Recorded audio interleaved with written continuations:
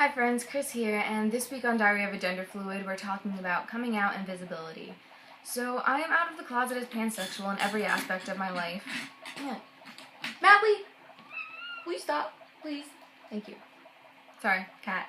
Anyway, I'm out as pansexual in all aspects of my life, but I'm only out as gender fluid in all aspects except for work. I'm not out at work because in the state of New York, there are not laws protecting trans people against discrimination in the workplace, which is so weird. You would think that New York would have laws against that because we're such an accepting place, but it is not the case here. So, and it's not actually an uncommon thing. In 29 states, there aren't laws protecting any LGBT individuals, and in 3 states, there are only laws protecting individuals for discrimination against sexual orientation.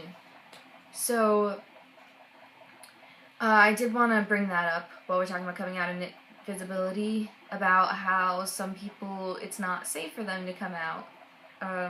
And the other thing I wanted to talk about is recently I was told that I should be quietly queer because, I don't know, like, you're posting videos online and people are gonna see, and like, why can't you just like be quiet about it? Why does it have to be this big deal? And the fact of the matter is there's several reasons. First of all, I'm very proud of who I am, and I want for people to see me and understand people like me because I think it's important. If it wasn't me, there would be another gender fluid person in someone else's life, or another pansexual person, and people just wouldn't know about it. And I like sharing my life and my story with people that I meet.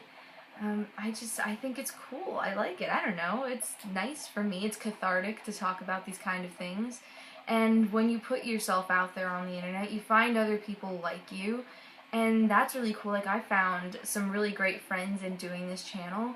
And then there's you guys who watch this, who, like, I've had some of you guys, like, talk to me and be like, wow, that was really helpful. I found this thing out about myself, or I didn't know anyone else who was going through this thing, or like, hey, I have some questions. Do you possibly have some answers? And so in response to the person in my life who told me that I should be quietly queer, no.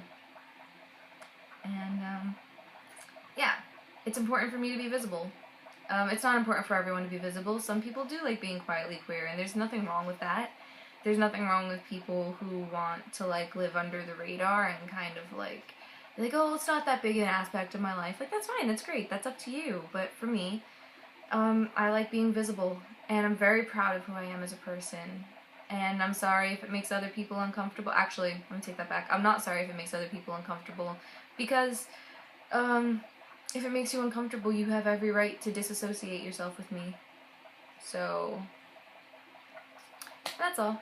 That's all I have for you, friends. So, let me know what you think about, or if you were even aware about the discrimination laws.